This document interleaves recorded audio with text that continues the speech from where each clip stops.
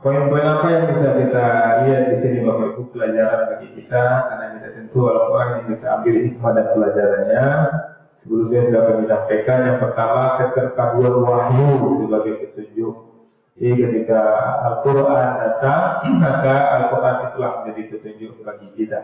Dan ayat Al-Quran kita suci sebelumnya hanya sebagai ilmu, sebagai sejarah bagi kita, tidak lagi petunjuk. Karena Al-Quran itulah zalika kitabu la raiba fihi hudan. Inilah kitab tidak terdapat padanya petunjuk bagi orang yang bertakwa. Kemudian di sini pelajaran kita ambil peringatan bagi orang yang engkar. Di ayat ini Bapak Ibu menegaskan bahwa orang-orang yang mengingkari ayat-ayat Allah, tidak yakin dengan ayat Allah, atau sebagian diyakininya, sebagian lagi ditolaknya, maka Allah katakan di sini akan mendapatkan azab yang berat. Jadi ini adalah peringatan Bapak Ibu, kan belum dapat azab lagi, bakal dapat azab. Tapi ini peringatan. Berarti Allah itu sudah ingatkan Bapak Ibu. Seperti ketika ada orang lewat, kita tahu itu ada lubang besar. Ada orang lewat aja lihat itu ada lubang gadang begitu. Hanya lewati itu kan lubang. Sekali tidak lewat itu tidak akan selamat dari lubang yang besar itu. Nah ini Al-Quran sudah hadir untuk itu Bapak Ibu. Jadi yang pernah katakan Allah menginginkan kita masuk neraka, tidak. Allah wanti-wanti Allah ulang-ulang. Al-Quran ini berulang-ulang yang mengatakan kita yang tidak berulang-ulang membacanya, tentu kita tidak dapat informasi yang berulang-ulang. Dia ayat ini jelas sekali peringatan bagi orang-orang yang ingkar. Kemudian yang ketiga, Allah mengatakan di sini wa'al Qur'an, dan dia menurunkan Quran. Jadi Al-Quran itu berbeda antara kebenaran dan kebatilan. Sebutan Al-Quran untuk Al-Quran menegaskan fungsi kitab suci ini untuk memisahkan yang benar dan yang salah. Ini mengajarkan kita pentingnya menjadikan Al-Quran sebagai acuan utama, acuan utama dalam menilai tindakan dan keputusan kita. Jadi ketika rapat, ketika mengambil keputusan apakah pribadi, Al-Quran acuannya. Awak kini kok diundang jam 2 lewat 5. Waktu zuhur masuk jam 2 lewat 4. Nah itu nggak didiskusikan lagi. Karena jelas di sini Al-Quran acuan kita. Apabila ada panggilan hayya 'alas salat, panggilan hayya 'alal falah, tinggalkan panggilan lain, tinggalkan undangan lain. Maka sampaikan kepada dia yang undang, mohon maaf, aku insya Allah datang. Mungkin aku datang sebelum itu atau sesudah itu. Saya sampaikan kepada yang undang. Jadi tidak ada diskusi di sini. Karena Al-Quran sebagai acuan utama kita. Nah, misalnya sekarang ini nikah yang jam 2 siang, jam 2 siang nikah. Pakai make up 3 jam dulu, yang harus siap make up. Nah itu acaranya itu. Ini jam sebalik dan jam make up itu duduk Al-Quran acuan utama kita dalam mengenai make up yang seketik sekali terkadang jadwal salat ambo. Ada panggilan hayya 'alas salat, ada panggilan hayya 'alal falah yang berkorbankan. Ambo datang korbankan itu. Yang kemudian Allah sampaikan di sini apa? Kekuasaan Allah mutlak. Ya wallahu azizun tikam. Allah gambarkan Allah maha perkasa. Maha perkasa Allah itu Bapak Ibu. Maha pemberi hukuman juru tikam. Nah ini mengajarkan kita bahwa kekuasaan Allah tidak terbatas.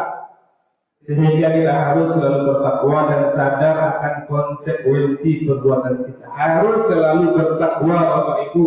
Setiap detik bertakwa. Kenapa? Karena setiap detik bakal berakhir hidup kita. Kita hitungan kematian kita hanya hitungan detik Bapak Ibu. Ya pelajaran luar biasa bagi jemaah masjid iman dengan kematian Buya Epi dan Buya John itu Bapak Ibu. Ya, kita tahu kan Buya Epi Santoso di awal khatib tetap di masjid kita. Ustaz Asridon juga di awal khatib tetap di masjid kita.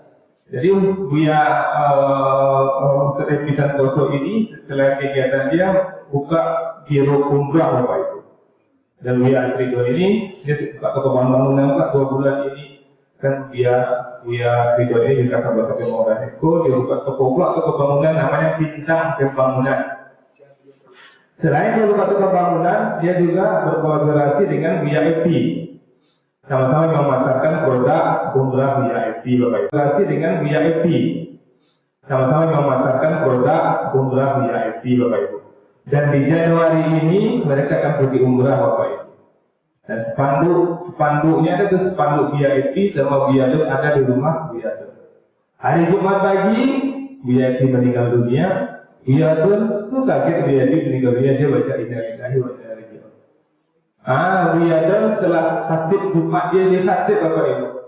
Dan dia membiasakan silaturahmi kedua orang tuanya masjid yang perempuan kelasi agama. Setelah dia kasih Jumat, dia langsung bergerak kelasi. Ilmu berendang dia meninggal dunia Bapak Ibu. Dia meninggal dunia kalau Allah maka dalam mobil. Jadi setelah dia lihat di CCTV itu Bapak Ibu, dia ketika dia ke atas motor sudah meninggal dia.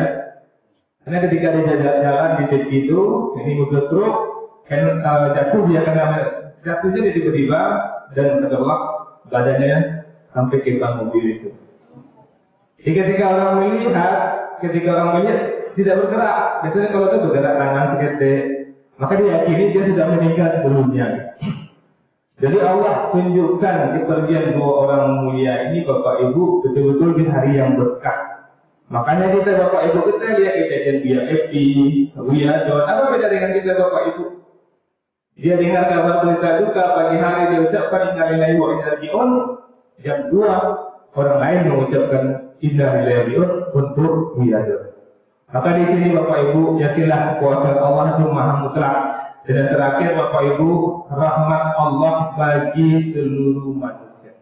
Di petunjuk berupa kitab-kitab suci adalah wujud kasih sayang Allah kepada kita Bapak Ibu. Kenapa Abu Yadul mau hati Jumat? Kenapa Abu Yadul mau melihat orang tuanya? Karena Al-Quran yang menuntut dia untuk itu Bapak Ibu. Nah 5 tahun yang lalu dia juga dapatkan koma seminggu Bapak Ibu. Seminggu dia koma, maka keluarga pun sudah siap dia meninggal dunia ketika itu.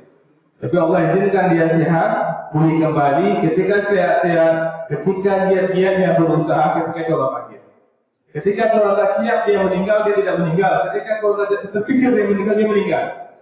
Itu ujian Bapak Ibu. Allah mengatur kehidupan ini Bapak Ibu. Maka kuat kita, segar kita, dekat dengan Al-Quran, kuat jiwa kita, kuat hati kita, bisa kita menikmati hidup. Itulah Bapak Ibu lebih kurang antara yang 4 dan insyaallah hari-hari selanjutnya kami berupaya untuk menyampaikan kajian tafsir di sini. Mohon maaf. Assalamualaikum warahmatullahi wabarakatuh.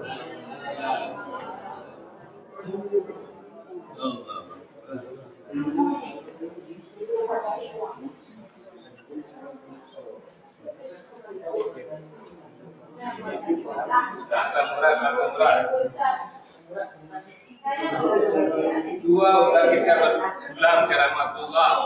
Mudah-mudahan kita juga berpulang ke rahmatullah. Amin.